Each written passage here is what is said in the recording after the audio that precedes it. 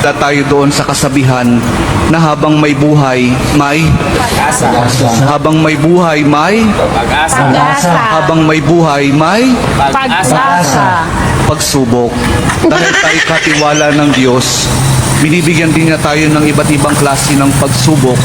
Kaya po doon sa pagsubok na yon, saka pa lang natin mauunawaan na talagang ang ating buhay ay mayroong, habang may buhay mayroong, Pagsubok. habang may buhay may Pagsubok. Pagsubok. pagbangon. Huwag niyong hayaan na kapag meron kayong pinagdaraan ng pagsubok, ay hindi kayo babangon.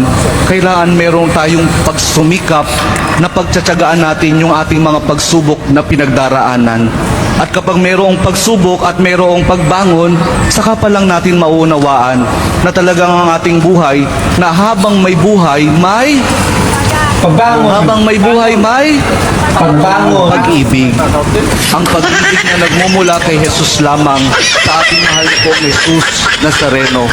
Dahil doon, kapag naunawaan natin itong mga bagay na ito, na habang may buhay, may pagsubok, may pagbangon at may pag-ibig na nagmumula lamang kay Jesus, saka pa lang natin mauunawaan at matatanggap na talagang habang may buhay, may Ay!